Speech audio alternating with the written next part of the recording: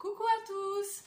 Bienvenue, j'espère que vous allez bien. Alors aujourd'hui, j'avais très envie de faire de la pâtisserie. Alors c'est rare, c'est vrai que nous on est plutôt salé que sucré, mais aujourd'hui, voilà, j'avais envie, j'avais des petits produits à passer qui sont en train de s'abîmer, et puis voilà, quitte à être à la maison, le four est allumé, autant l'optimiser, donc du coup je me suis dit, allez, ça fera un petit goûter super sympa.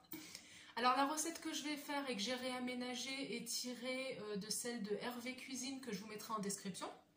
Faut quand même rendre honneur au créateur, sachant que moi je l'ai quand même pas mal transformé, donc voyez ce qui vous convient le mieux. En tout cas la recette d'origine, moi je l'ai trouvée très bonne, donc voilà, je me suis permise de faire avec mes fonds de placard. Bah écoutez, ce que je vous propose, c'est qu'on passe en cuisine, et puis je vous dis à tout de suite de l'autre côté. Nous voici donc du côté plan de travail. Alors pour cette recette, moi je vais prendre donc 2 pommes parce qu'elles sont en train de finir leur vie. J'ai rajouté une carotte parce qu'à l'origine il faut 3 pommes et sachant que la dernière fois j'en avais mis quand même que 2 dans la recette. Mais voilà, j'aime bien le gâteau à la carotte et je sais que ça va bien avec la pomme et avec les amandes. Donc du coup j'ai rajouté une carotte, ça fera des fibres. Il faut de la farine, il en faut 200 g, il faut du sucre 80 g plus pour le nappage, 2 compotes de pommes, de la cannelle pour le nappage, 50 g de poudre d'amande, moi je mets un sachet de levure chimique entière, mais à l'origine il en faut qu'un demi-sachet, mais je trouve que voilà, c'est un gâteau qui est quand même bien compact. Donc voilà, moi j'en mets un sachet entier. De l'huile, il en faut à l'intérieur, il en faut 40 g et il en faut également pour le nappage. Alors moi j'aime bien mettre de l'huile de noix, je trouve que ça donne un petit goût dans les gâteaux qui est sympa.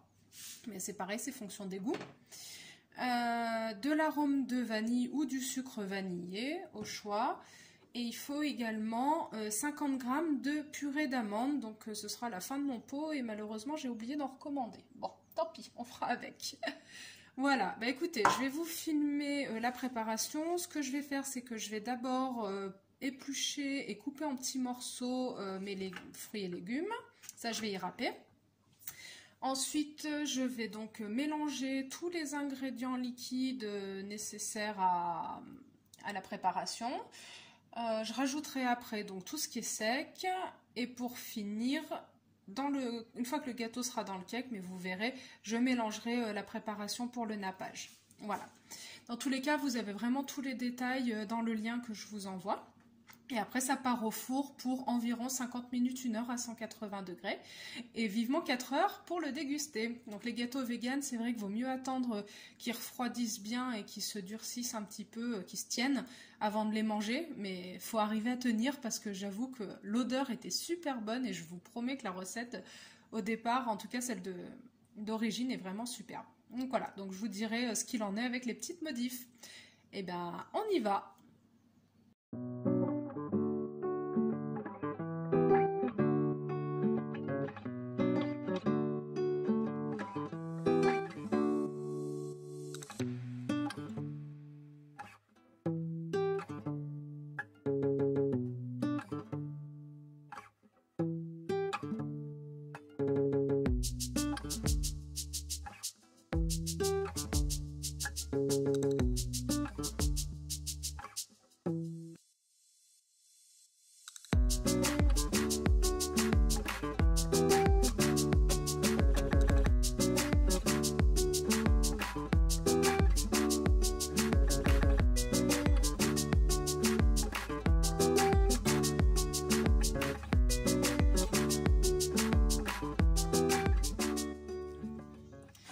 Donc j'ai râpé ma carotte en morceaux un peu grossiers. J'ai récupéré tout ce qui a volé un peu partout. J'ai coupé mes morceaux en dés un peu gros aussi. Dans la recette de départ, en fait, lui, il y met en tranches par-dessus le gâteau.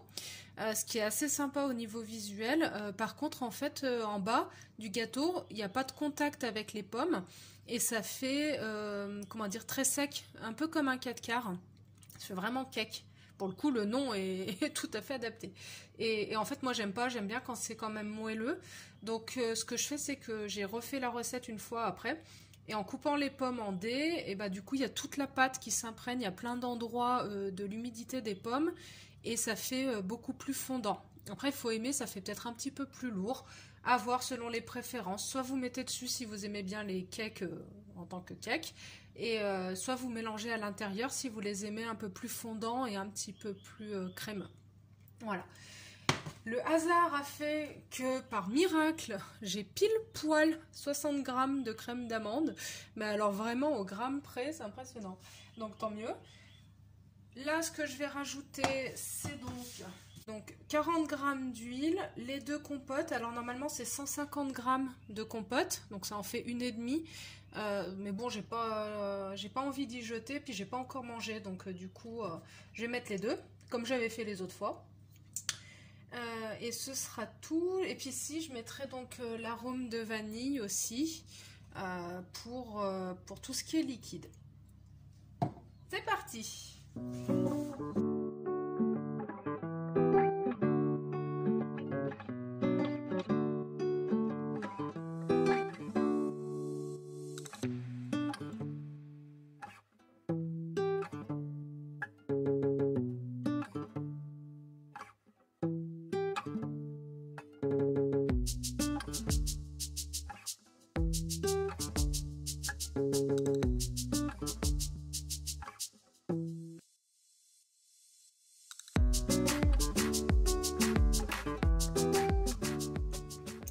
Donc voilà, donc là j'ai mélangé tous les ingrédients liquides, donc ça fait quelque chose de plutôt onctueux.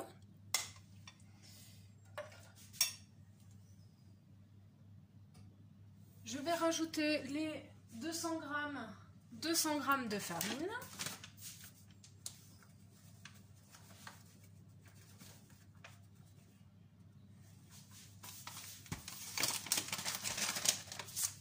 La levure.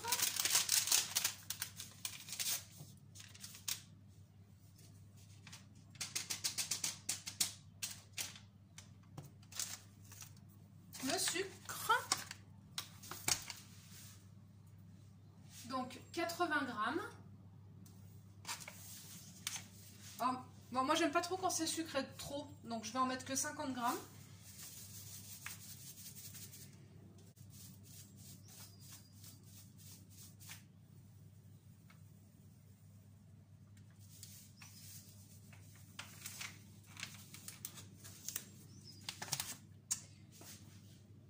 Une petite pincée de sel.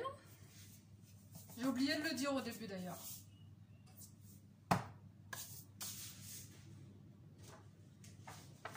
Et normalement, on est bon.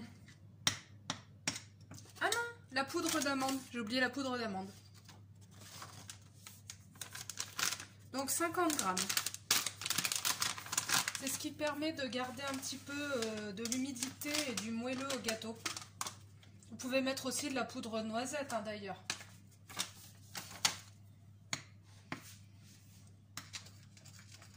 Alors je vais voir la texture, j'ai l'impression que ça va être un peu dur.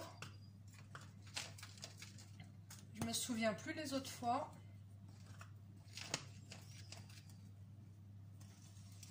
Mais je crois qu'il va falloir ajouter un peu de lait d'amande. Ou de lait de quelque chose quoi.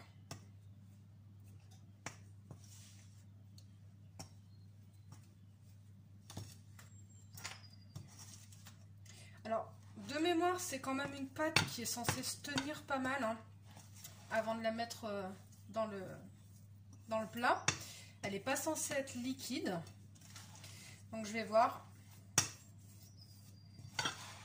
Ah, je dis ça, c'est à force. Ça fait déjà trop. C'est la 3e fois que je le fais ce gâteau. Donc, j'ai l'impression de comprendre un peu le fonctionnement du gâteau. Mais... hop, je vais rajouter mes fruits et légumes.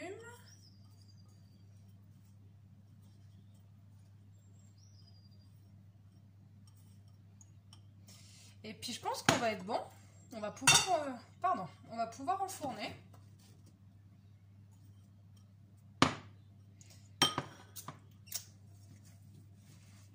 Alors là, je vais vous passer le mélange, donc je vous montre le final. Voilà. Alors comme mon moule, à mon avis, est trop petit pour la quantité de pâte, du coup, je vais tenter dans des moules à muffins aussi. On verra. Voilà, donc la pâte a pris consistance autour des pommes. Donc je vais mettre ça dans mon plat. Et entre temps aussi, donc j'ai fait le mélange avec l'huile, le sucre et la cannelle. Alors j'ai fait au pif hein, les mesures. Donc le sucre n'est pas totalement dissous dans l'huile. Mais c'est pas grave, c'est pour faire dessus, ça va faire une petite croûte un peu caramélisée, super sympa. Donc on prépare tout ça et puis donc comme je disais, donc au four 180 degrés pendant 50 minutes, 1 heure, à voir, faut tester. Voilà.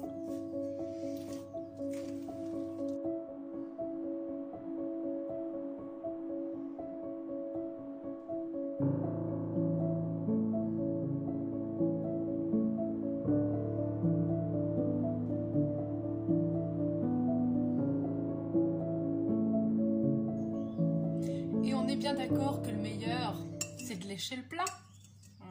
J'adore ça. Au top.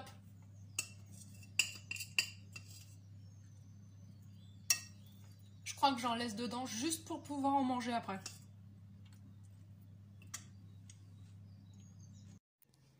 Et voici 4 mignons petits bébés cakes qui vont aller au congélateur pour quand je reprendrai le travail. Ça fera des petits desserts sympas. Et donc, la maman cake énorme. Voici le gros qui est super beau, qui a la croûte un petit peu dure grâce au badigeonnage qu'il y a eu. Donc ça donne trop envie. Alors on va commencer tout de suite à en couper un petit bout. Je vais peut-être avoir besoin de ma main par contre. Alors par contre, c'est pas un gâteau qui va bien se tenir. Il a tendance un petit peu à s'émietter. Et voilà, très moelleux. Alors il est grand temps de déguster enfin ce petit gâteau. Donc comme je vous disais, il reste assez dense, mais moi c'est comme ça que je les aime. Et je me rends compte que j'aurais pu mettre un peu plus de carottes parce que finalement, il n'y en a pas beaucoup qui se voient.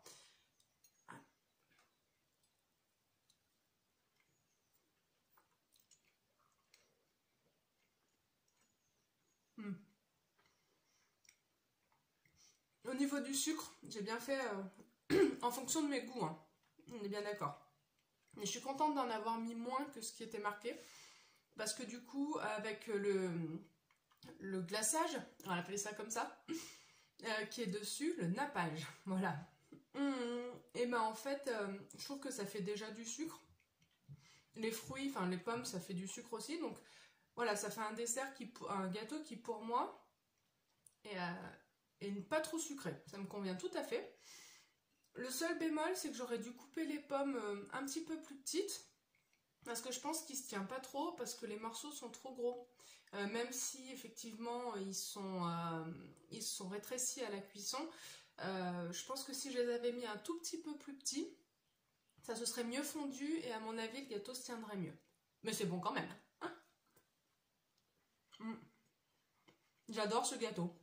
Je vais le refaire et le refaire. C'est pour ça que j'avais très envie de vous le partager.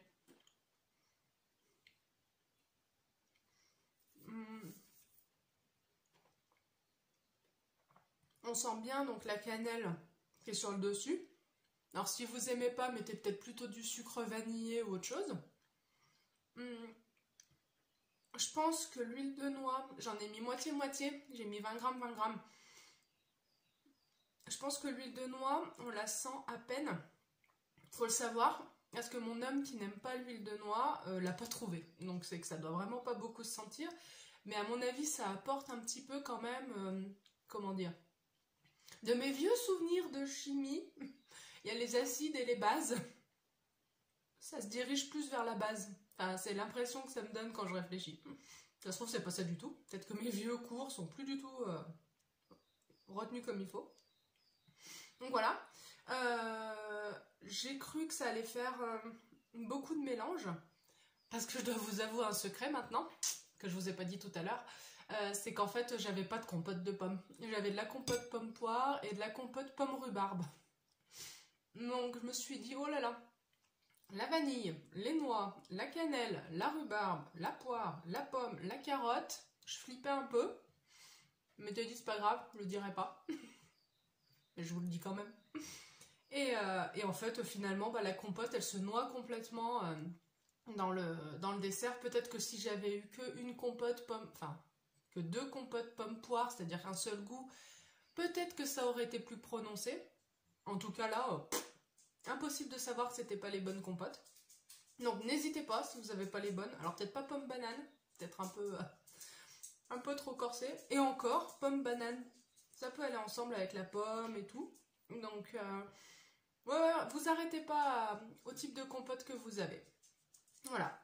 Bah écoutez, j'espère que vous ferez ce gâteau.